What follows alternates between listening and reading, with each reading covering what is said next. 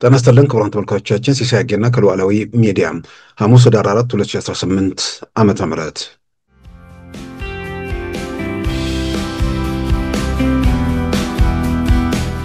ፕሮፌሰር አሌክስ ዶዋል የህወሓትና የኤርትራ መንግስትን ትብብር በተመለከተ ያነሱት ነገር ቢያንስ ሰዎች ለመወያየት ያገዛቸዋል ብዬ አምናለሁ።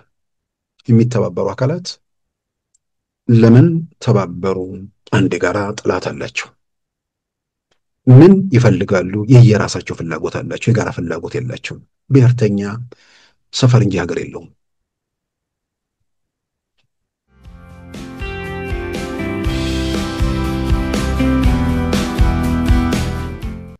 ስለዚህ የጽምዶ እንበለው ቅንጅትም እንበለው የትኛውም ስያሜ ይሰጠው ኢትዮጵያ ውስጥ ሁኔታዎች በሆነ ተአምር እጃቸው ቢገባ የሚፈጠረው ነገር ኢትዮጵያን ለማፍረስ ኢትዮጵያን መንግስት አልባ ለማድረግ የሚደረጉ ጥረቶች ናቸው። ማንም ጤነኛ ሰው የኤርትራ መንግስት እኮ ለጽድቅ ብሎ አይሰራም።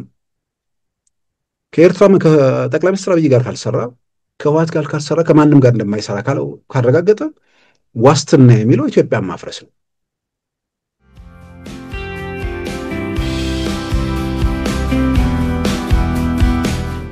ያ ጩኸት መንግስት ላይ ቁጣ ቀስቅሶ በቁጣው ውጤት እናገኛለን ነው። ግን በዚህ መንገድ ተሞከረ። በቁጣ የሚለወጥ አይደለም። ተተኩሶበት የሚሄድ መንግስት አለመሆኑ ተረጋገጠ። ሚሳኤል ተተኩሶበታል። የሄደም ጅራፍ ጮሁበት ቀርቶ ይህንን ማሰብ ማገናዘብ በንጹሃን ሞት አረመኔው ገዳይም አረመኔዎቹ ሙሾ አውራጆችም የምታገኙትና የምትጨብጡት ነገር ኖሮ የሚለወጥ ነገር እኮ ኖሮ ቢሆን እንኳን እኮ ጥሩ ነበር። የሚመጣም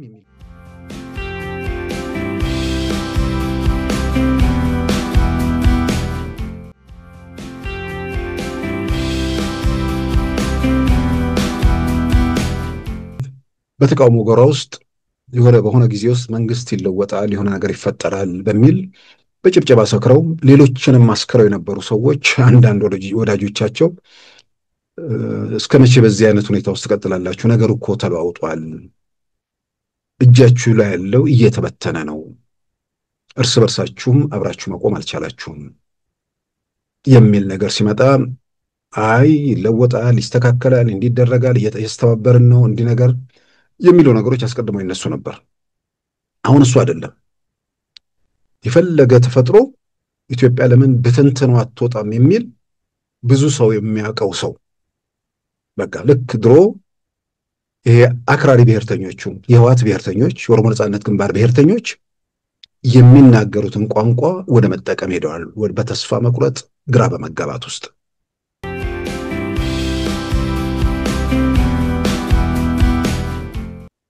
በዛሬ ፕሮግራማችን በእነዚህና በሌሎች ወቅታዊ ጉዳዮች ላይ ትኩረት አድርገናል። አሁን ወደ ዕለቱ ዜና እናመራለን።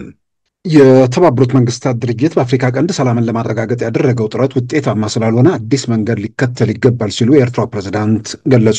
አቶ ኢሳያስ አፈወርቂ ይህንን የተናገሩት የተባበሩት መንግስታት ድርጅት የአፍሪካ ቀንድ ልዩ መልክተኛን አስመራ ውስጥ ዛሬ ባነጋገሩበት ወቅት እንደሆነም የኤርትራ ማስታወቂያ ሚኒስቴር አስታውቋል። የተባበሩት መንግስታት ድርጅት ዋና ጸሐፊ አንቶኒዮ ጉተሬዝ አዲስ የሾሟቸው የአፍሪካ ቀንድ ልዩ መልክተኛ ሚስተር ጉዋንኮንግ በአፍሪካ ቀንድ ጉዳዮች ላይ ለመወያየት ዛሬ አስመራ መግባታቸው ተመልክቷል። ልዩ መልክተኛው የአስመራ ጉዟቸው በአካባቢው የሚያደርጉት ጉዞ አካል እንደሆነ ገልጸው በአካባቢው ሰላምን ለማረጋገጥ ውጤታማ ውይይት ማድረጋቸውን አመልክተዋል። የኤርትራው ፕሬዝዳንት አቶ ኢሳያስ አፈወርቂ አህጉራዊና ቀጠናዊ ድርጅቶችን በመተቸት በሌላ ኃይል ይዘወራሉ በማለት ለልዑኩ መንገራቸውን የኤርትራ ማስታወቂያ ሚኒስቴር አስታውቋል። የኢትዮጵያ የውጭ ጉዳይ ሚኒስትር ዶክተር ጌዲዮን ጢሞቴዎስ በቅርቡ ለተባበሩት መንግስታት ድርጅት ዋና ጸሐፊ አንቶኒዮ ጉተሬዝ በጻፉት ደብዳቤ የኤርትራ መንግስት የሀገር ውስጥ አማጽያንና ህወሓትን በማስተባበር በማስተባበር በኢትዮጵያ ላይ ጦርነት ለመክፈት መዘጋጀቱንና ወልዲያ ላይ ትንኮሳ መፈጸማቸውን መግለጻቸው ይታወሳል። የኢትዮጵያ መንግስት እየታገሰ መቆየቱን ነገር ግን ሁሌም እየታገሰ ሊቀጥል እንደማይችል ዶክተር ጌዲዮን ጢሞቴዎስ ማሳሰባቸው አይዘነጋም። የኢትዮጵያ የሀገር መከላከያ ሰራዊት ከክልል የጸጥታ ኃይሎች ጋር በመሆን የተጠናና የተቀናጀ ወታደራዊ ዘመቻ በማድረግ በታጣቂዎች ላይ ድንገተኛ እርምጃዎችን በመውሰድ ጸጥታ ለማስከበር እየተንቀሳቀሰ መሆኑ ተገለጸ። እስከ ዛሬ በነበሩ ኦፕሬሽኖች ተደራጅተው በሚንቀሳቀሱ ታጣቂዎች ላይ እርምጃ ሲወስድ መቆየቱ የተገለጸው የኢትዮጵያ የሀገር መከላከያ ሰራዊት ተበታትነውና ኬላ በመዘርጋት እንዲሁም በተለያየ መንገድ በህብረተሰቡ ሰላም ላይ ተጽዕኖ አድርሰዋል ባላቸው ታጣቂዎች ላይ ጎጃም ውስጥ ሰሞኑን ባካሄደው ኦፕሬሽን ወደ 100 በሚሆኑ ታጣቂዎች ላይ እርምጃ መውሰዱ ተመልክቷል። ከመደበኛ ወታደራዊ እርምጃዎች ይልቅ በተጠና መንገድ በተካሄደው ኦፕሬሽን ከሰራዊቱ ምስራቅ እዝ ኮማንዶ ክፍል እንዲሁም ከኮማንዶና አየር ወለድ ክፍለ ጦር የተውጣጡ ልዩ ስልጠና ያላቸው ወታደሮች ከአማራ ክልል ጸጥታ ኃይሎች ጋር በመቀናጀት ጥቅምት 27 ቀን በጀመሩትና 6 ቀናት በሰሜንና ምዕራብ ጎጃም በተለያዩ ወረዳዎች በፈጸሙት ኦፕሬሽን 61 የፋኖ ታጣቂዎች ሲማረኩ በአመራር ላይ የሚገኙ ግለሰቦችን ጨምሮ 4ቱ በፈቃዳቸው እጅ መስጠታቸው ተመልክቷል። 27ቱ ደግሞ መደምሰሳቸውን የዘመቻው አስተባባሪ ብርጋዴር ጀነራል አዲሱ መሐመድ ለሀገር መከላከያ ሚዲያ ገልጸዋል። በዚሁ ዘመቻም 58 ክላሽንኮቭ ጠመንጃዎች እንዲሁም 90 ኋላ ቀር የቃታ መሳሪያዎች፣ 11 ሽጉጦች፣ ቦምቦች እንዲሁም በሞባይል ሲስተም የሚፈነዱ 6 ፈንጂዎች በቁጥጥር ስር መዋላቸው ተገልጿል። የሀገር መከላከያ ሰራዊትም ሆነ የክልል ኃይሎች በቅርብ ርቀት ውስጥ ባሉበት ታጣቂዎች ኬላ ዘርግተው ቀረጥ እያስከፈሉ ህዝቡን በማማረር ላይ መሆናቸው ሲገለጽ ቆይቷል። የሀገር መከላከያ ሰራዊት ልዩ ስልጠና ባላቸው የሰራዊቱ ኮማንዶች የጀመረው ይህ ኦፕሬሽን በተበታተነ መንገድ በሚንቀሳቀሱና እንዲሁም ተደብቀው በሚገኙ ታጣቂዎች ላይ ጭምር የተነጣጠረ እንደሆነም መረዳት ተችሏል።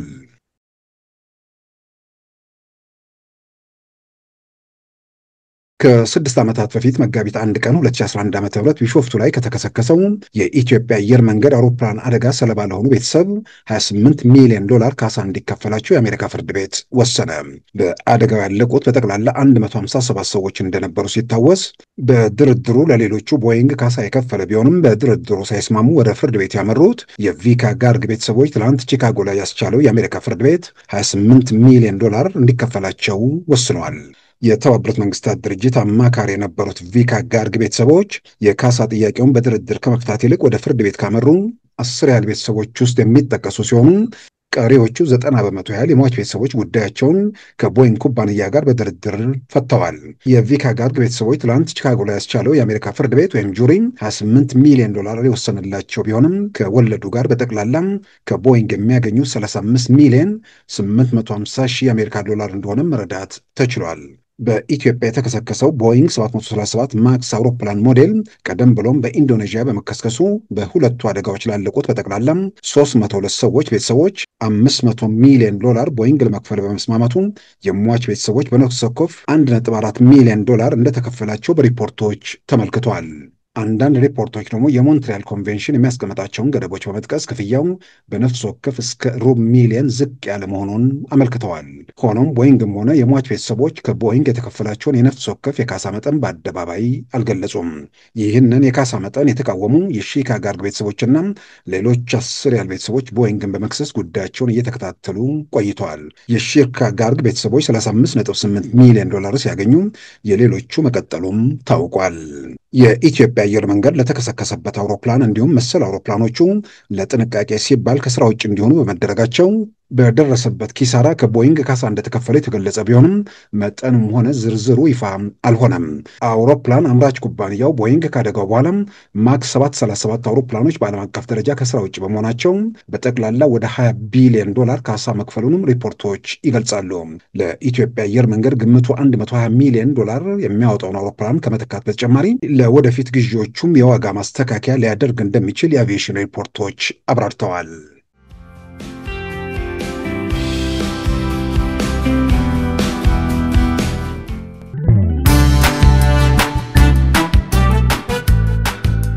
ሉዓላዊ ሚዲያን ይደግፉ።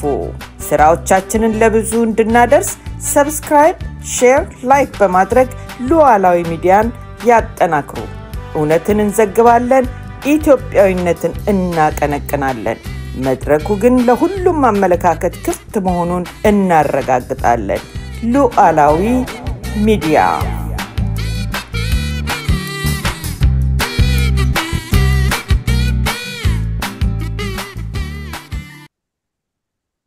ክቡራን ተመልካቾቻችን በኤርትራ መንግስትና በህዝባዊ ወያኔ ሓርነት ትግራይ መካከል ያለውን ትብብር በተመለከተ የህወሓት ወዳጅ የሆኑት ፕሮፌሰር አሌክስ ደዋል ዘራይ ፕሬስ ከተባለ ሚዲያ ጋር ያደረጉትን ቃለ ምልልስ መነሻ ማድረግ አንድ ዘገባ በትናንትናው ዕለት ማቅረባችን ይታወሳል። በዚያ ዘገባም በህወሓትና በኤርትራ መንግስት መካከል ያለውን ትብብር በጥንቸልና በኮብራ እባብ መካከል የሚደረግ ትብብር መጨረሻ ውጤቱም ማን እንደሚወጥም አያጠራጥርም። ስለዚህ የሚያዋጣችሁ አይደለም በሚል ለህዝባዊ ወያኔ ሓርነት ትግራይ ሰዎች የመከሩበትን መነሻ ማድረግ አንድ ዘገባ ማቅረባችን ይታወሳል።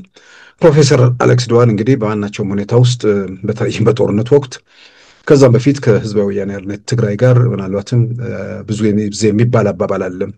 መታወቂያ የሌላቸው የወያኔ አባላት ይባላል። ማለት ህዝባዊ ወያኔ ሓርነት ትግራይ የአባልነት መታወቂያ የሌላቸው ግን ለህወሓት በጣም ጥብቅ ወዳጅ የሆኑ ተብሎም ከሚጠቀሱት ውስጥ አንዱ ፕሮፌሰር አሌክስ ደዋል ናቸው። በተለይ በጦርነት ወቅት ብዙ ሰው ያስታውሳቸዋል። ሰውየው ተሰሚም ተጽዕኖ ፈጣሪም ስለሆኑ በዓለም አቀፍ ሜዳዎች ላይ በጣም መድረክ ያገኙ በጦርነት ወቅት ህወሓትን ለመታደግ ህወሓትን ለማዳን መጠነ ሰፊ እንቅስቃሴ ያደረጉ ሰው ናቸውና እኚህ ሰው በአሁኑ ሰዓት ከህዝባዊ ወያኔ ሓርነት ትግራይና በኤርትራ መንግስት መካከል የሚደረገውን ትብብር አፍይዘውበታል። ውጤቱ ምን እንደሚሆንም ግልጽ ነው በሚል አስቀምጠዋል። ምናልባት ይህን ነገር መልሼ ዛሬ ላይ ለማንሳት የፈለኩት በተቃውሞ ወይ ደግሞ በብሶት ካምፕ ውስጥ ያሉ አካላት የሆነ ቦታ ላይ ምንድን ነው የትን ፍጪው ዱቄቱን አምጪው የሚል እንትንን እየተከተሉ ያሉት።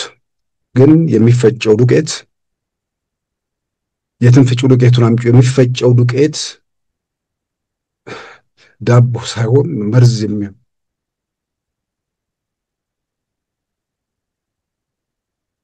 አሁን እንግዲህ ከፕሮፌሰር አሌክስ ደዋል ይህን መነሻ ማድረግ ምናልባት ለውይይትም መነሻ የፕሮፌሰሩን መነሻ ለማድረግም በዋናነት የወሰንኩት የፕሮፌሰሩን በዋናነት መነሻ ማድረግ የፈለኩት ምናልባትም በኢትዮጵያ ፖለቲካ ውስጥ በተቃውሞ ጎራ ውስጥ ያሉ አካላት ምንድን ነው የሚፈልጉት? በምንድን ነው እንግዲህ የፕሮፌሰሩን መነሻ ማድረግ የፈለጉት ከዚህ ቀደም በየመድረኩ በተደጋጋሚ ብዙዎቻችን ስናነሳው የነበረ ነገር ነው። የሆነ ተአምር ተፈጥሮ ኢትዮጵያ ውስጥ የፌደራል መንግስቱ አቅሙ ተዳክሞ ምንም ነገር ማድረግ የማይችልበት ሁኔታ ተፈጥሮ እነዚህ ሰዎች ተሳክቶላቸው ወደ አንድ ማዕከላዊ መንግስቱ ቦታ ላይ ቢደርሱ ባለቤቱ ማን ነው?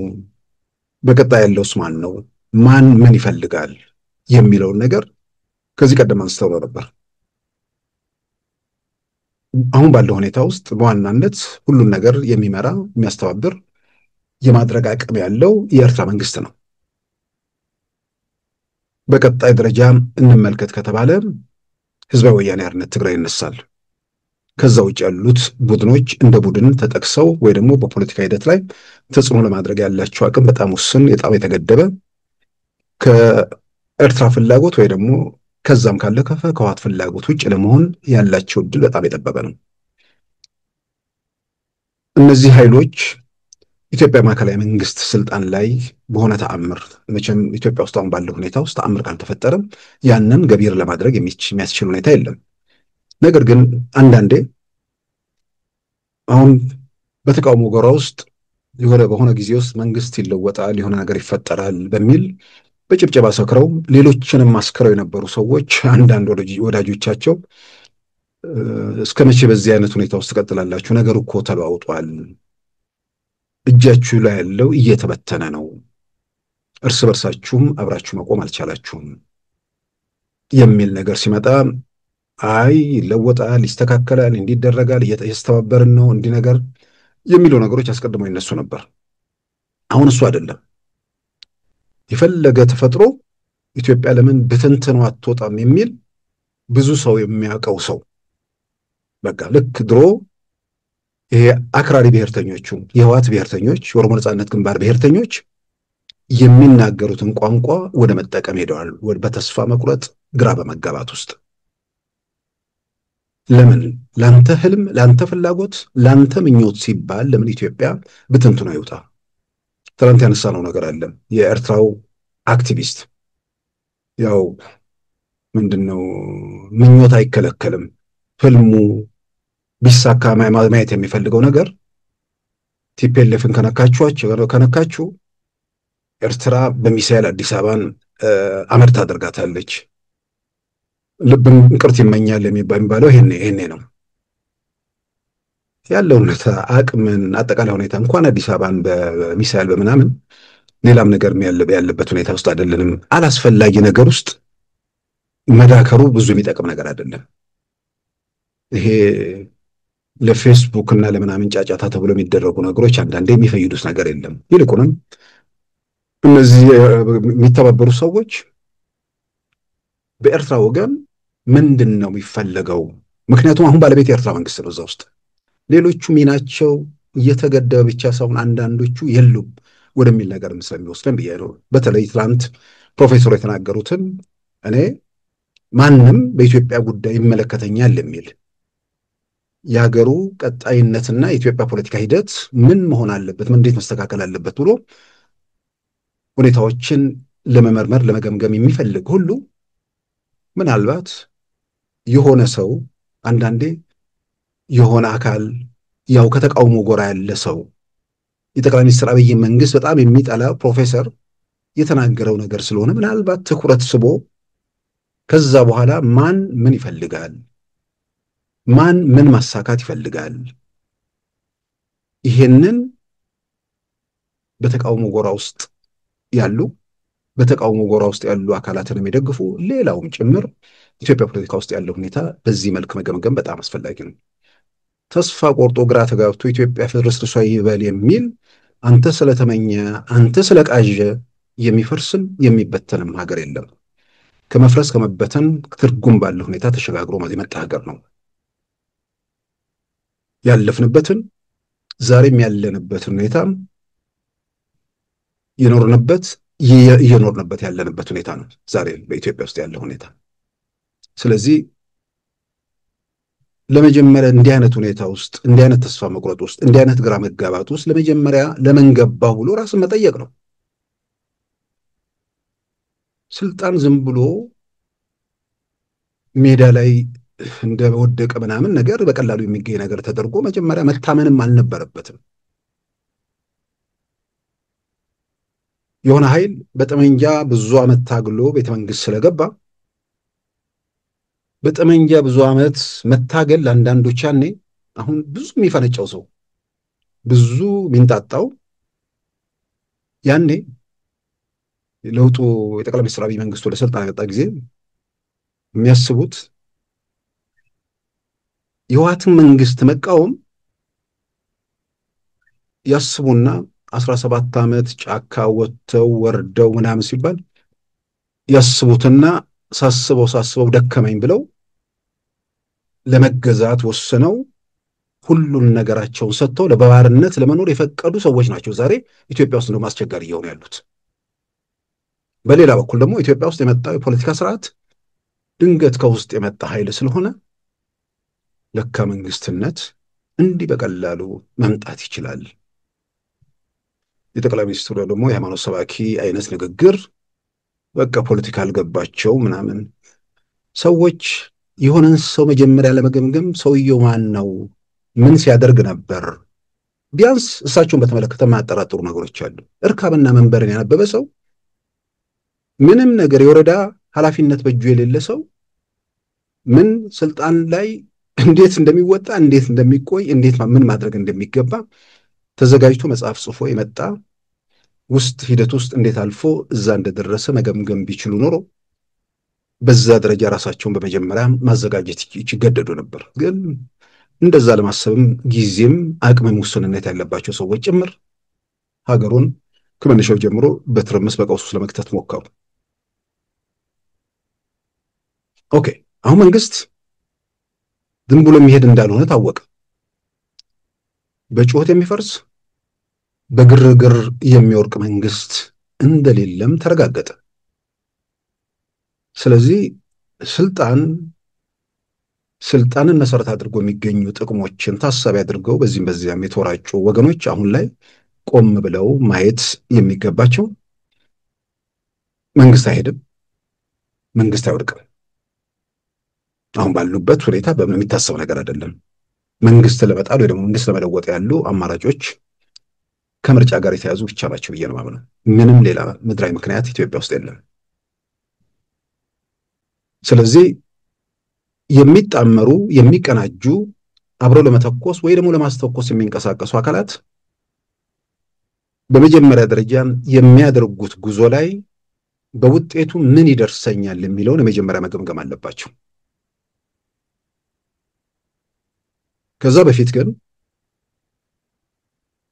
ለመተኮስ የሚያስገድደኝ እንደሚሉት በትክክል የኔ ማህበረሰብ፣ የኔ ምናምን፣ የኔ ሰፈር እያሉ ብዙ ጊዜ በግሌ ማለት ጠራጠረው ይሄ ብሔር ምናምን የሚባለው የውሸት ነው። ብሔርተኛ መጨረሻ ላይ ጎጡ ላይ ነው የሚገኘው። ለጨዋታው ድምቀት ብዙ ተከታይ ለማግኘት የብዙ ድምፅ ሆኖ ለመገኘት ብሔር የሚባለው ይቀነቀናል። በተግባር የምናያቸው ግን አሁን ቲፒኤልኤፍ ሲፈረካከስ ምንድን ነው የታየው? ከቲፒኤልኤፍ በላይ ትግራይ ብሔርተኝነት ለመስራት የሞከራለ፣ ግን ሲፋቁ በየሰፈራቸው ተገኙ ብዙዎቹ። ሌላው ምንም ጥያቄ ውስጥ በማይገባ ነገር የምናውቀው ሁሉም በዓይኑ እውነታ ስለሆነ ብዬ ነው። ስለዚህ ይግድ የለም የጎጣቸውም ችግር ይሁን የትኛውም ያንን በተመለከተ እነርሱ የኢትዮጵያን ማዕከላዊ የፖለቲካ ስልጣን ቢይዙ መልስ የሚሰጡት በአንጻሩ ደግሞ ኢትዮጵያ መንግስት የያዘው ኃይል የነፈገው መብት በመጀመሪያ ምንድን ነው አለው የሚለውን እሱን ግልጽ ማድረግ ያስፈልጋል። ስልጣን ያለው መንግስት የነፈገውና እነርሱ ስልጣን ቢይዙ ለኔ ለሚሉት ማህበረሰብ የሚመልሱት ነገር እዚህ ላይ ስል የኢትዮጵያን የማዕከላዊ መንግስት ስልጣን ስለሚይዙ የራሳቸው መንደር ፍላጎት በኢትዮጵያ ማዕከላዊ መንግስት ውስጥ ለማስፈጸም ከሆነ እሱም ትክክለኛ እንትን አይደለም ማለት ነው። የኔ መንደርም የሌላኛው መንደር ሰዎች የአንድ ሀገር ሰዎች ስለሆኑ በዛች ሀገራቸው ላይ ማንም በማንም ላይ ይበላይ ያልሆነበት ሁሉም በኩልነት የሚተዳደርበት ሀገርና ሀገረ መንግስት ለመፍጠር ነው ምሰራው የሚል አካል ስለዚህ አሁን እሱ መንደር ላይ የተነፈገ ሌላው በተለይ ያገኘው ስልጣን ላይ ያለው መንግስት ለሱ የከለከለው ምንድን ነው የመጀመሪያ የሚለውን ይሄን አስረግጦ የማስረዳት ግዴታ አለበት። ይሄንን ግልጽ ማድረግ ያስፈልጋል። አንዳንዴ በምላሹ የፈለገ ይምጣ ብሎ ለመሄድ የሚያስገድዱ ሁኔታዎች ሊኖሩ ይችላሉ። አንዳንዴ በጣም ነገሮችን ለማረም ለማስተካከል ወይ ደግሞ የህልውና እንደሚባለው ጫፍ የደረሰ ነገር ካለ የሚመጣው ይምጣ ብሎ እንደዛ መሄድ ይሞከር ይሆናል። እሱ ብዙ መጥፎ ነው ብዬ አላምንም። ግን ምንድን ነው የትኛውም የኢትዮጵያ ማህበረሰብ ላይ የትኛውም የኢትዮጵያ አካባቢ ላይ በተለየ የተገደበና የሌላው ደግሞ የተለየ ያገኘው መብት አለው የሚለው እሱ የማስረገጥ የማስረዳት ኃላፊነት የመጀመሪያ አምፀው መሳሪያ ይዘው ይሁን ጅራፍ ይዘው አደባባይ ወጡ ሰዎች የነሱ ጉዳይ ነው። ይሄንን የመጀመሪያው ግልጽ ማድረግ አለባቸው። ይሄ ከሆነ በኋላ ስልጣን ላይ ያለው መንግስት ለኔ ማህበረሰብ የነፈገው እኔ በመለሰው ጥያቄ አለ ብለው ካመኑ በኋላ ነገር ግን እነሱ ያን መመለስ የሚችሉትን ነገር ስልጣን ላይ ያለው መንግስት ያልመለሰውን ወይ ደግሞ የነፈገውን ከመተኮስ በመለስ ተነጋግሮ ማስመለስ ይቻላል የሚል ደግሞ ሌላኛው ነው። እሱን ተነጋግሮ ለማስመለስም እድል አለ የለም ወይ? የመጀመሪያ የተከለከለ ነገር አለ ወይ? ሁለተኛ የተከለከለው ለማስመለስ የሚያስችል ሁኔታ አለ ወይ? ለመነጋገር በአደባባይ ጥሪ የሚያቀርብ መንግስት ስለሆነ በመነጋገር ያንን ምላሽ ለመስጠት ለምንድን ነው የማይሞከረው የሚለው ወለተኛ ደረጃ ይነሳል። የተከለከለ መብት አለ። ያንን መብት በንግግር ለመፍታትም ፈቃደኛ ያልሆነ ስርዓት ነው ያለው። ስለዚህ ተኩሳለሁ ወደሚል ደረጃ የደረሰ ሰው በኋላ ላይ ይሄ በትውልድ ውስጥ ትውልድ አይደለም ነገ ከነገ ወዲያ ሁሉም ሰው የሚጠይቀው ነገር ነው። ለምን ተኮሳችሁ? ለምን እንዲህ አይነት ሁኔታ ውስጥ የኛ ማህበረሰብ ወይ ደግሞ የኔ አካባቢ ጉስቁልና፣ መከራ፣ ስቃይ ውስጥ ገባ የሚለውን የማስረዳት ግዴታ ስለሚወድቅባቸው ቢያንስ በአደባባይ በአካባቢያቸውም አንገታቸውን ቀና አድርገው ለመሄድ የሚችሉበት ሁኔታ ከወዲሁ መፍጠር አለባቸው። ዛሬ ያጨበጨበው እጅ ነገ በጥፊ የሚወለውልህ እንደማይሆን ማረጋገጥ አለብህ። ጥፊ በጣም ጥሩ ነው፣ ከዛ ያለፈ ነገር ይመጣል። ምክንያቱም ምንም በሌለበት በስልጣን ህልምና በስልጣን ረሃብ ወይ ደግሞ ስልጣንን መሰረት አድርጎ ለሚገኝ ጥቅም ተብሎ ህብረተሰብን ወደ ማጎሳቆል ስለተሄደ እንግዲህ ይህን ከሆነ ያልተመለሰ ጥያቄ እነሱ የሚመልሱት ያንን በድርድር ለማድረግ የሚቻል ነገር አለ የለም ብለው ዘግተው ወደ ትጥቅ ትግሉ ወይ ደግሞ ወደ አመፅ እንቅስቃሴው ቀጠሉን በል። በዚህ በአመፅ እንቅስቃሴ ውስጥ አሁንም ሄደው እዛ ጋር እነሱ የከለከሉትን ማለት ስልጣን ላይ ያለው መንግስት የከለከለውን ያንን ለማስመለስ ነው የምንሄደው እስካሉ ድረስ በትጥቅ ትግል ብለው ጀምረዋል። ትጥቅ ትግል ውስጥ አሁን ትብብር የሚባል ነገር መጥቷል። በዚህ በትብብር ውስጥ ድርሻቸውና ሚናቸው የሚሉትን ጥያቄ ለመመለስ የተገደበውን መብት ለምንድነው ገደቡን ለማስነሳት የሚያስችል አቅምና ቁመና አላቸው ወይ የሚለው ደግሞ አብሮ የሚነሳ ነገር ነው። ስለዚህ ፕሮፌሰር አሌክስ ዶዋል ያነሱት ነገር ላይ ህዝባዊ ወያኔ ሓርነት ጋር ተያይዞ የተነሳ ነገር ስለሆነ በአጠቃላይ በተለይ በኢትዮጵያ ፖለቲካ ውስጥ ይሄ የተማረው ክፍል ወጣቱ ነገሮችን በግራና ቀኝ ማየት መመርመር የሚችለው አካል እነዚህ ነገሮች ምናልባት መነሻ ሆነውት መወያየት በጣም መወያየት አለበት ብዬ አምናለሁ። ስለዚህ በእነዚህ ባነሷቸው የፕሮፌሰር አሌክስን መነሻም አድርጌ ማን ነው በኢትዮጵያ ፖለቲካ ውስጥ አሁን ሂደቶችን እየመራ ያለው? ማን ነው የጉዳዩ ባለቤት? ማን የበለጠ አቅም ያለው? እያንዳንዳቸውስ ምንድን ነው የሚፈልጉት? ህወሓት ምንድን ነው የሚፈልገው? ፋኖ ምንድን ነው የሚፈልገው? የኦሮሞ ነጻነት ሰራዊት ኦላ ምንድን ነው የሚፈልገው? ዋናው ከበላይ ያለው የኤርትራ መንግስት ምንድን ነው ማሳካት የሚፈልገው? ይህንን ማንም ጤነኛ የሆነ ሰው በተለይ በፖለቲካ ምላሽ አገኛለሁ ብሎ የሚንቀሳቀስ ሰው የመጀመሪያ ጠይቆ መመለስ ያለበት ይሄንን ነው። እነዛ እንደጠበቁ ነው። መብቴ ምናምን የተገደበ መብት ያንን ለምን በንግግር ለመጨረስ የሚቻልበት ሁኔታ ለመኖር እነዚህን ጨርሶ ለመተኮስ ከተንደረደረ በኋላ ሲተኮስ ከተጣመራቸው ኃይሎች ጋር እያንዳንዳቸው ምንድን ነው የሚፈልጉት፣ እኔስ ምንድን ነው የምፈልገው የሚለው እዛ ጋር ይመጣል። አሁን የጥንቸላና የኮብራው እባብ ጉዳይ ጎልቶ የሚወጣው እዚህ ጋር ነው። ኢትዮጵያ ውስጥ ያለው ማዕከላዊው መንግስት መቼም አይናችንን ካልጨፈንን በሆነ ነገር ህሊናችን በሆነ ሞራ ካልተጋረደ ኢትዮጵያ ውስጥ ያለው ሁኔታ በአነስተኛና ጥቃቅን ቡድኖችና በፈራረሰ ቲፒኤልኤፍ በምናምን ለመለወጥ የሚቻል ምድራዊ ነገር አይታይም። ምናልባት ዩፎዎች ምናምን ተባብሯቸው የሚፈጠር ነገር ካለ ያኔ ይሄ ነገር ቢከሰት እንበልና ማን ምን ይፈልጋል? ይህንን ደግሞ የሆነ ነገር ይከሰታል ብለው ያመኑ ሰዎችም ነው ምለው ማን ምን ይፈልጋል? ኦላ ምን ይፈልጋል? ቢቻል የኢትዮጵያን መንግስት መቆጣጠር ቢችል እንደ ቲፒኤልኤፍ አይነት አገዛዝ ኢትዮጵያ ውስጥ ማስፈንና ያንን ማረጋገጥ ይፈልጋል። ግን ያን ለማድረግ የሚያስችል አቅምና ቁመና የለውም ብቻ ሳይሆን እሱም የሚያስብ አይመስለኝም። አሁን ባለበት ሁኔታ ውስጥ ፋኖም እንደሚፈልገው እሱም ተመሳሳይ ነገር ነው። ቲፒኤልኤፎች የነበሩበት አይነት የፖለቲካ ስርዓት ኢትዮጵያ ውስጥ እንትን ብሎ ሁሉንም ነገር በመዳፍ ማስገባት እሱንም ለማድረግ የሚያስችል ሁኔታ እንደሌለ እነሱም ይገነዘቡታል ብዬ አምናለሁ። እንኳን የኢትዮጵያ ማዕከላዊ መንግስት ከዛም በታች ባሉ እርከኖች ውስጥ ሚና እንደማይኖራቸው ያውቁታል። ህወሓት ምንድን ነው የሚፈልገው? ህወሓት ያው የህወሓት ሰዎችን ብለው ተደጋጋሚ የተናገሩት ነገር አንደኛ በወንጀል የተነከሩ ሰዎች ስለሆኑ የወንጀል ማምለጫቸው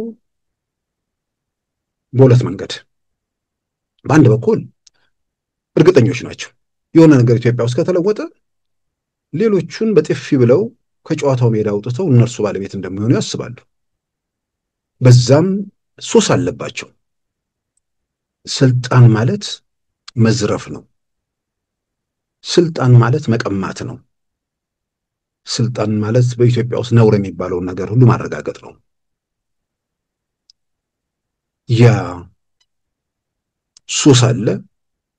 በሆነ ተአምር እጃቸው ላይ ነገር ተመልሶ ቢገባ ያንኑ እናስቀጥላለን ነው። ሀገር እናለማለን ነው። ትውልድ እንለውጣለን የሚል ህልም ቲፒኤልኤፍ መዝገበ ቃላት ውስጥ አለ ብዬ አላምንም። ያ በተአምር እጄ ቢገባ ብለው የሚያስቡት ይሄንን ነው። ግን ሁሉም የማይረዱት ባለቤት ደግሞ አለው የዚህ ትግል የኤርትራ መንግስት። የኤርትራ መንግስት ምን ይፈልጋል? የኤርትራ መንግስት ምንድን ነው ኢትዮጵያ ውስጥ የሚፈልገው? ከኢትዮጵያ ጋር በትብብር በመኖር የሚገኙ ትሩፋቶች ሰፊ ናቸው። 130 ሚሊዮን ህዝብ፣ ትልቅ ገበያ። በዛ ውስጥ ሚና እንዲኖር ይፈልጋል። ግን ያ ሚና በእኩልነት ስሜት በምናምን አለመሆኑ በተለያየ መንገድ እንግዲህ የታየ ነገር ነው። አሁን ትልቁ ስጋታቸው ወይ ደግሞ የነሱ ፍላጎት ህዝባዊ ወያኔ ሓርነት ትግራይ ሁሉንም ነገር የሰጣቸው ቡድን፣ ሁሉንም የፈለጉትን ሁሉ የሰጠ ወደቡንም ምኑንም ያለምንም ከዛም ባሻገር በሰሞኑን መልሰን ባስታወስነው ደብዳቤ ኢትዮጵያ ውስጥ የገንዘብ ኖቶች ሲቀየሩ የኢትዮጵያ ፓርላማ ወይም ሌላው የኢትዮጵያ አካላት በማያውቁበት ሁኔታ ውስጥ የኤርትራው ፕሬዝዳንት ኢሳያስ አፈወርቂ ጋር ደብዳቤ ይጻጻፉ ነበር። ስለዚህ በዚህ ደረጃ በጣም ሁሉንም ነገር ከሰጠው ቡድን ጋርም አብሮ መቀጠል አልቻለም። ከነበረበት 20 ዓመት ከተዘጋ ሁኔታ ደግሞ መውጣት የቻለበት ሁኔታ መውጣት የሚችልበት ምዕራፍ ከከፈተው ከጠቅላይ ሚኒስትር አብይ መንግስትም ጋር ብዙ ርቀት መሄድ አልቻለም። ኤርትራ ውስጥ ኢትዮጵያ ውስጥ ያለው ብሔርተኝነት እንደሚያሳስባቸው ግልጽ ይታወቃል። እሱ የሚያጠራጥር ነገር አይደለም። ይሄን ብሔርተኝነት ለምን ይሰጎታል የሚል ነገር ከመጣ በ1990 ዓመተ ምህረት ሪፖርተር መጽሔት ላይ የመጀመሪያው ኢንተርቪው የፕሬዝዳንት ኢሳያስ ኢንተርቪው ነበር።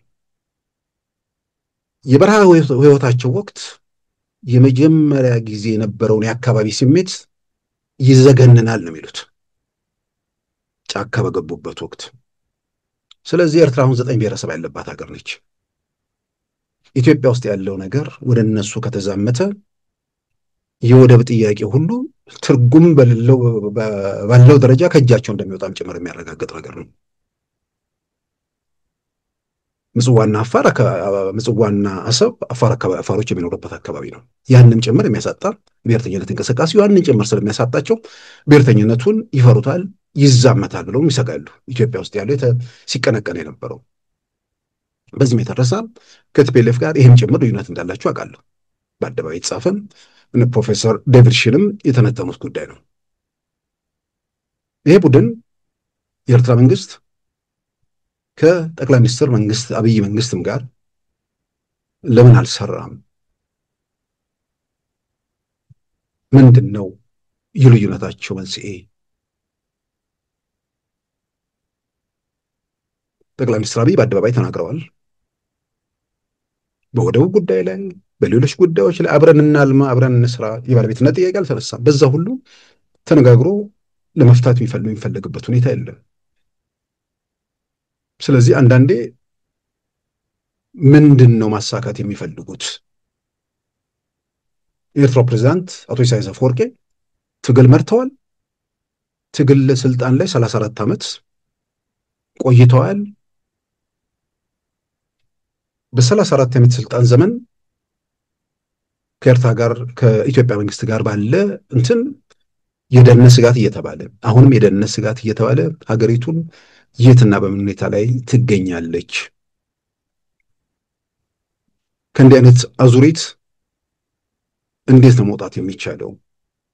ኢትዮጵያውያን ያላለቁ የሚንከባለሉ ጥያቄዎች ያሏቸው ያልተመለሰ ጉዳይ እስካልተመለሰ ድረስ ውጥረቱ ይቀጥላል በየትኛውም ሁኔታ ውስጥ። ስለዚህ ይህንን ሁሉ ታሳቢ አድርገው ምን ይፈልጋሉ የሚል ነገር ከመጣ ወደ ጫፍ ከወጣው ከህወሓት መንግስትም ጋር ኢትዮጵያዊነትን ከሚያቀነቅነው ከዶክተር አብይ መንግስትም ጋር መስማማት ካልቻለ ከማንም ጋር መስማማት አይችልም።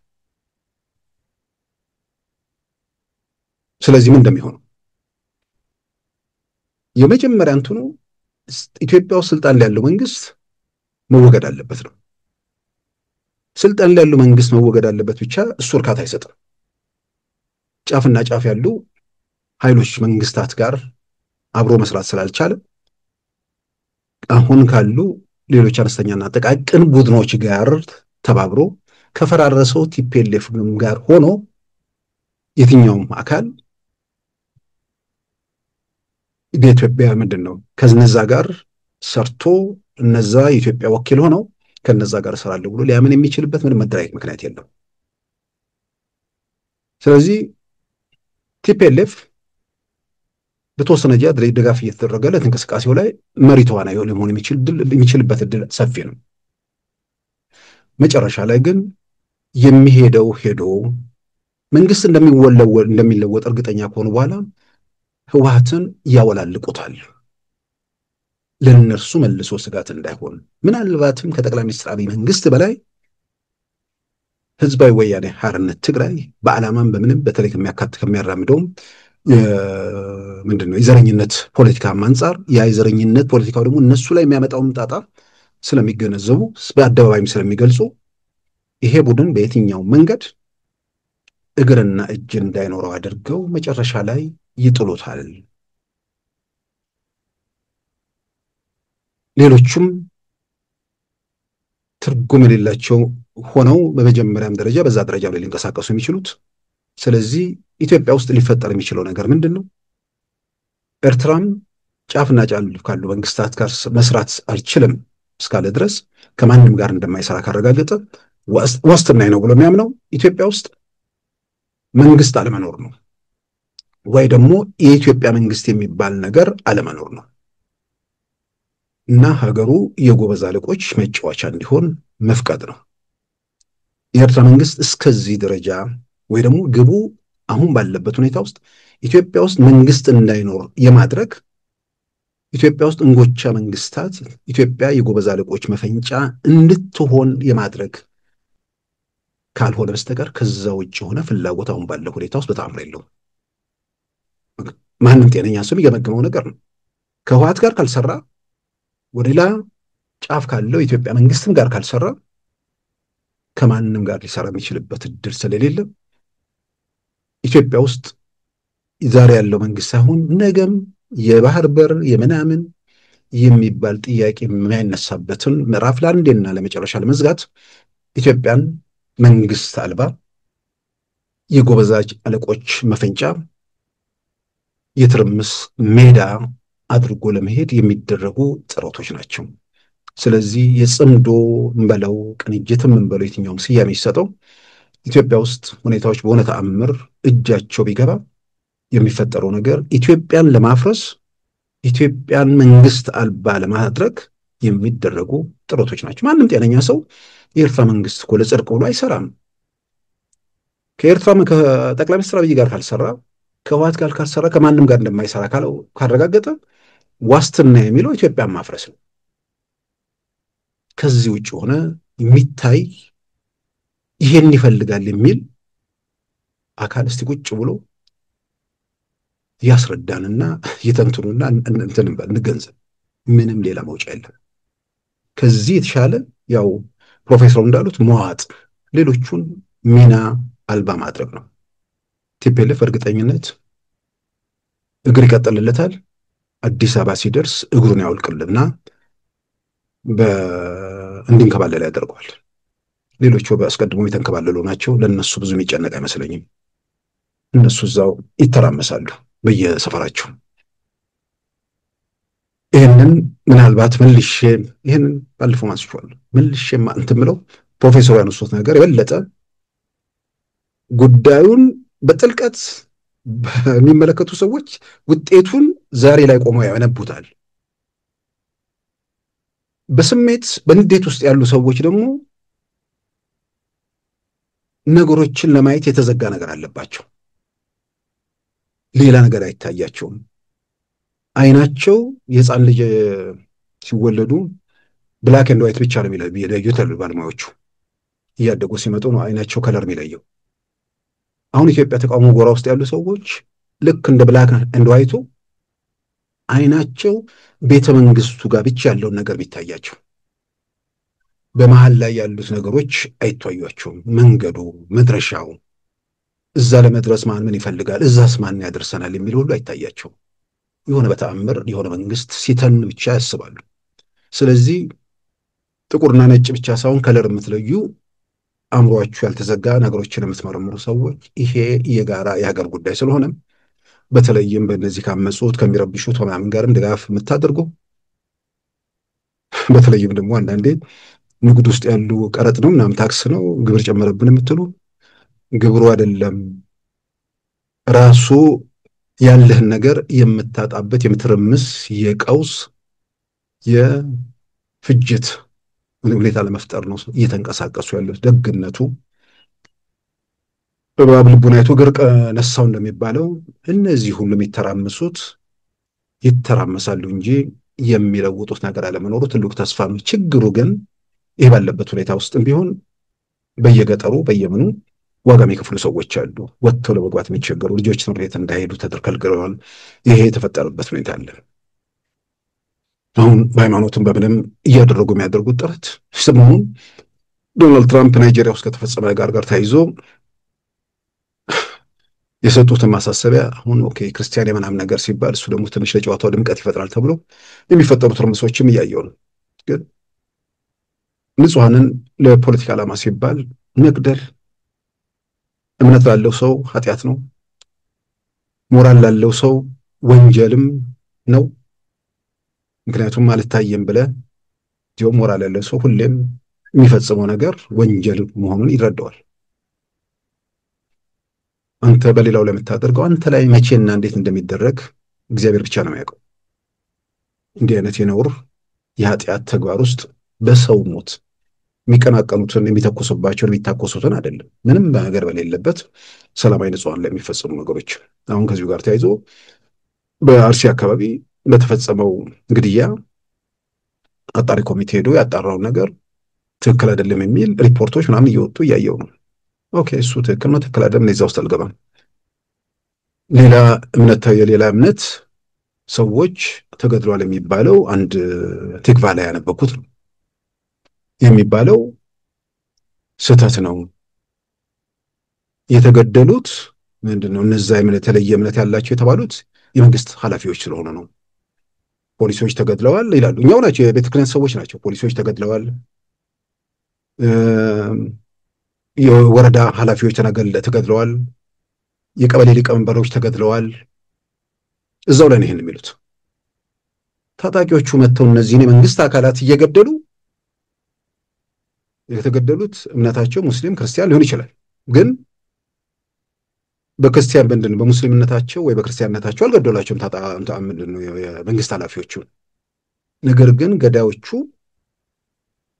የመንግስት ጠላቶች መንግስት ላይ ጭምር ይሄንን እርምጃ እየወሰዱ ያሉት መንግስት ላይ ጭምር መሆኑን ማረጋገጫ ጭምር ነው። እዛ ያሉ ሰዎች ደግሞ ይሄን ነገር ለመከላከል ሲሉ ዋጋም እየከፈሉ ነው ማለት ነው። የሚያሳዝነው በአንድ በኩል እየተገደሉ በሌላ በኩል ደግሞ ይወነጀላሉ። እነዚህ የአካባቢው ባለስልጣናት ማለት እዛ ውስጥ ሆኖ ይሄ ከጽንፈኛ ከዘረኛ ምናምን ጋር የሚሰራ የለም ማለት አይደለም። እንደ መዋቅር ያን ነገር ለማስከር የሚሄዱ ሰዎች ዋጋ እየከፈሉ ነው። ኦነግ እኮ ኦሮሚያ ክልል ውስጥ እኮ የገደለው እኮ የመንግስት ባለስልጣን እኮ ስፍር ቁጥር የለውም እኮ። ሸኔ ምንድነው ፋኖም በየጊዜው ሲገድል እናያለን። በክርስቲያንነታቸው ሙስሊምነታቸው ሱንቶ ግን የሚገድሉት ሰዎች ለፖለቲካ ዓላማ የመንግስት ተቀናቃኞች መሆናቸውን ጭምር ትርጉም ባለው ደረጃ የሚያረጋግጥ ነው። ይሄንን ማየት አያስፈልግም። የመንግስት ተቀናቃኞች እንደሆኑ የተረጋጋ ሀገር መንግስት መርቶ የተረጋጋ መንግስት መኖሩ የህዝቡን መተማመን የሚጨምር ነገር ነው። ህዝብ መተማመን እንዳይኖርበት በሌላም በኩል ደግሞ ቁጣ ለመቀስቀስ በሰዎች ደም የሚነግዱ ነፍሰ ገዳዮች፣ አረመኔዎች ድርጊቱን ይፈጽማሉ። ሌሎች አረመኔዎች ደግሞ ይሄንን ለምንና እንዴት እንደሚገደል እያወቁ ዓላማው ምን እንደሆነም ግልጽ መሆኑን እየተገነዘቡ እንዴት እንደሚቆም ደግሞ እየተረዱ የማይቆምበትን መንገድ ነው ሲፈጽሙ እያየን ያለ ነው። ገዳዮቹ የሚገድሉት ለማስጮህ ጭምር ነው። ያ ጩኸት መንግስት ላይ ቁጣ ቀስቅሶ በቁጣው ውጤት እናገኛለን ነው። ግን በዚህ መንገድ ተሞከረ። በቁጣ የሚለወጥ አይደለም። ተተኩሶበት የሚሄድ መንግስት አለመሆኑ ተረጋገጠ። ሚሳኤል ተተኩሶበታል። የሄደም ጅራፍ ጮሁበት ቀርቶ ይህንን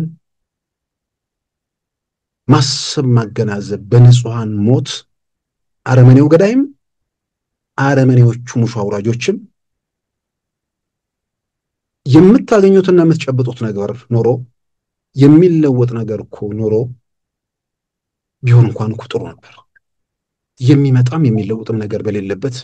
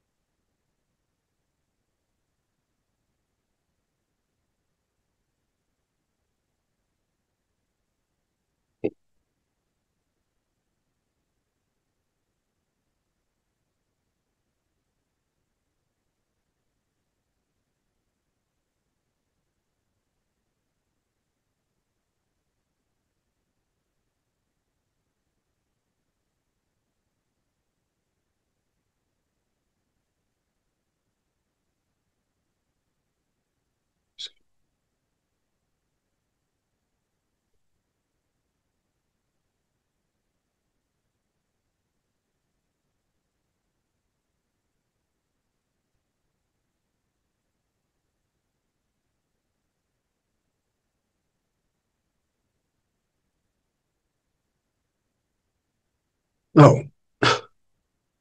በጣም ስሜት የሚነኩ ነገሮች ናቸው።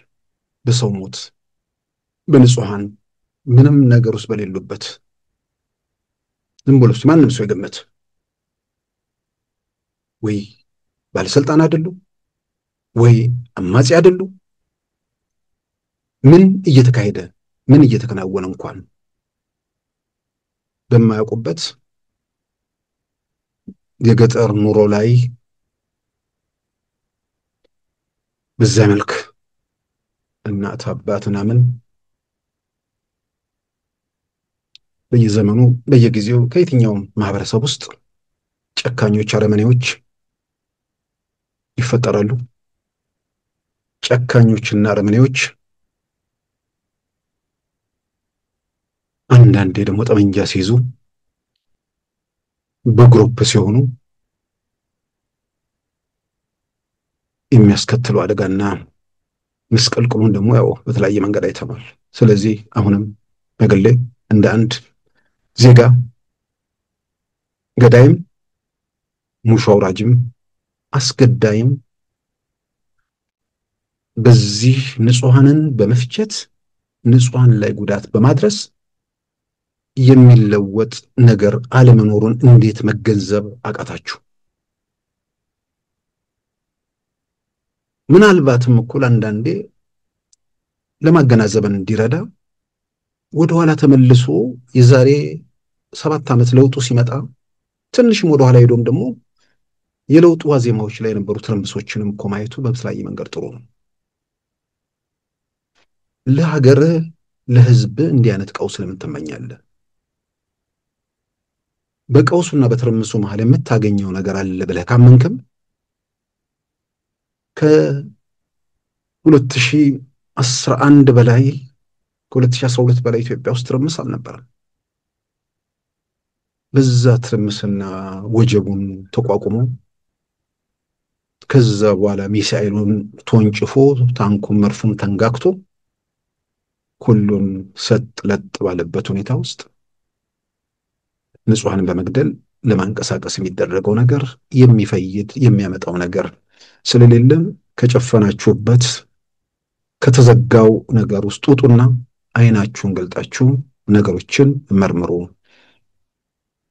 እንደ መደበሪያ መቀጠልም ከፈለጋችሁ ሞት የሌለበት ነገር አድርጉት። ያው መግለጫ አውጡ፣ ፎክሩ፣ ምናምን በሉ፣ ኢትዮጵያ ከአብይ በኋላ በሉ። በቃ እንደሱ አይነት ለደጋፊዎቻችሁም ለእንትን ይመቻል። እንደሱ እያሉ አንድ 20 30 ዓመት መደበሪያ ነው አውቀዋለሁ። በቁም ነገር የሚታገሉና መደበሪያውን ውስጥ ያሉ ሰዎች በደንብ ስለሚታወቁ ብዬ ነው። ብዙዎቹ ለምን እንዲህ አይነት ቁጣ ውስጥ እንደገቡ ለምን እንዲህ አይነት ነገር ውስጥ እንዳልሚያልፉ አውቃለሁ። በመጀመሪያ ስሜትን ገርተህ ሁኔታዎችን ተገንዝበህ መጓዝ ነበር።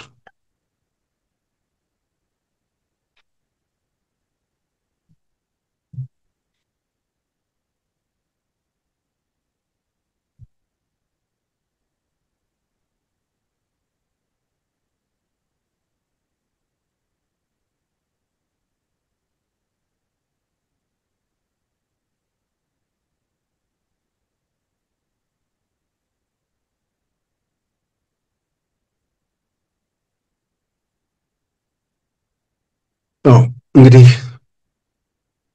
በአጠቃላይ የፕሮፌሰር አሌክስ ዶዋል የህወሓትና የኤርትራ መንግስትን ትብብር በተመለከተ ያነሱት ነገር ቢያንስ ሰዎች ለመወያየት ያገዛቸዋል ብዬ አምናለሁ። የሚተባበሩ አካላት ለምን ተባበሩ? አንድ የጋራ ጠላት አላቸው። ምን ይፈልጋሉ? የየራሳቸው ፍላጎት አላቸው። የጋራ ፍላጎት የላቸውም። ብሔርተኛ ሰፈር እንጂ ሀገር የለውም። ሀገር እናድርገው ካሉ ሰፈራቸውን ነው የሚያስቡት።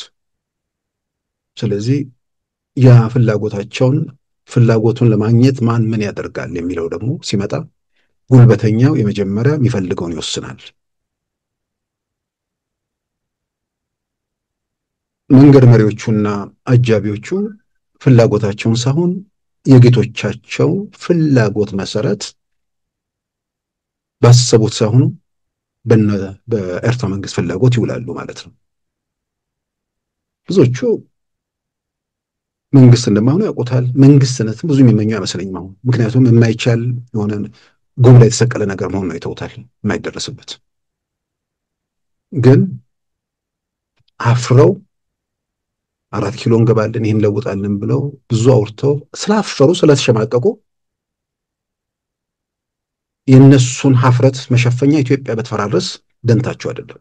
የኔ የሚሉት ህዝብ ሲኦል ውስጥ ቢገባ ደንታቸው አይደለም። ከዛ በኋላ የጎዛ አለቃ ምናምን ሽፍትነቱንም ይዘው በቃ እነሱ ማስተዳደር ነው የሚፈልጉት። ቁጥሩ አይደለም 100 ምናምን ሚሊዮን አይደለም 20 ሰው ሆኖ ኃላፊ መሆን ይፈልጋሉ። ስለዚህ ያንን የኤርትራ መንግስት የሚከለክላቸው አይመስለኝም። የተበታተነ በትንቱን የወጣ ሰፈር ውስጥ የጎበዝ አለቃ ሆኖ እንዲቀጥሉ እንደዛ ይመኛሉ። እንዳልኩት ነው እባብ ልቡን አይቶ እግር ነሳው ነውና ይሄ ሁሉ የሚተራመስ መመኘት ጥሩ ነው። ምኞታችሁ ግን ቅዠት ስለሆነ ይልቁንም በገሃዱ ዓለም ላይ ካለው እውነታ ጋር ራሱን አስማምቶ የንጹሐኑ ሞት ወጥተው መግባት የሚችሉበት ሁኔታ ላይ ያለውን ደንቃራ እሱን ማስወገድ መንቀሳቀሱ ይጠቅማል ብዬ አምናለሁ። ሌላው ከኤርትራ ጋር ያው ተያይዞ የሚነሳ ነገር ስላለ አንዳንዴ ሰዎች ሁሌ ራሳቸውን መመልከት የለባቸው። የሌላውም መብት፣ የሌላውም ጥቅም፣ የሌላውም ፍላጎት የሚል ነገር አለ። አሁን አንዳንዱ በብሶት አብሮ ስለሚያጅብ ሁሉ ነገር በእጃቸው መዳፋቸው የገባ ይመስላቸው ሰዎች አሉ። የእንቁራሪቷ የባህር ውስጥ ጩኸት ነው። አንድ እንቁራሪት ስትጮህ ስለምትል ባህሩ ጠቅላላ በእንቁራሪት የተሞላ ይመስላል። ፍለጋ ሲካሄድ አንድ እንቁራሪት ነው የሚገኘው። ማህበራዊ ሚዲያ ላይ ያለውም ግርግር የተወሰኑ ሰዎች ግርግር ነው።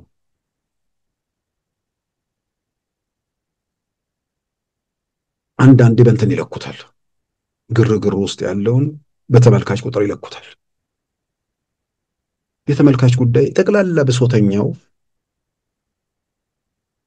በየብሔሩ በየዘሩ በየቀበሌው የተኮለኮለው ሁሉ እኮ ተስፈኛ እኮ ጠብ ይልልኛል ብሎ እኮ የሚጠብቀው እንዲህ አይነቱን ነገር ነው።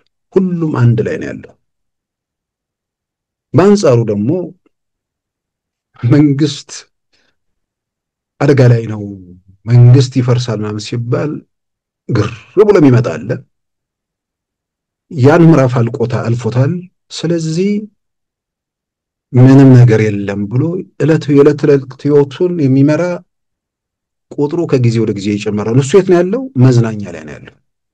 የመዝናኛ ፕሮግራሞች ምናምን ነው የሚያው። ፖለቲካ ታክቶታል። ፖለቲካ መቼ ይመጣል? የሀገር የለውና የህብረተሰብ ምንድን ነው ኢትዮጵያ ውስጥ አደጋ መጥቷል ብሎ በሚያምንበት ሰዓት የዛን ጊዜ ሊመጣ ይችላል። አሁን የለም። ሳይለንት ማጆሪቲው ሀገሩ መቀጠሉን ሁኔታዎች ቀና መንገድ ሆነው ላለመሄዳቸውም እሱን እየተረዳ ነው። ያም ሆኖ አንዳንዶች ደግሞ የየዕለት ሁኔታ ስለሚያስጨንቃቸው ወጣ ገባ እያሉ ነገሮችን ያለው እና የባህር ውስጥ ያሉት እንቁራሪቶቹ ጩኸት መሆኑን በተለይ ግርግር ስለፈጠሩ በኤርትራ አንጻር ያሉ ሰዎች በቃ ኢትዮጵያ ውስጥ የሆነ ነገር ሲፈጠር ይታያቸዋል። የለም የሚፈጠር የሚለወጥ ነገር የለም። በጩኸት የሚፈርስ የደርግ በጣም ዝነኛ መፈክር ነበረች። በጩኸት የምትፈርሰው የመጽሐፍ ቅዱሷ ኢያሪኮ ብቻ ነች የሚል እሱ በጣም ኮተብል ኮት ነው ለዚህኛው። ክቡራን ተመልካቾቻችን የዛሬ ሐሙስ ህዳር 4 2018 ፕሮግራማችንን በዚሁ ያጠናቀናል። ጤና ይስጥልን።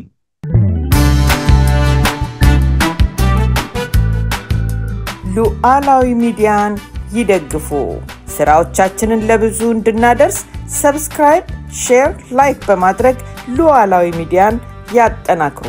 እውነትን እንዘግባለን፣ ኢትዮጵያዊነትን እናቀነቅናለን። መድረኩ ግን ለሁሉም አመለካከት ክፍት መሆኑን እናረጋግጣለን። ሉዓላዊ ሚዲያ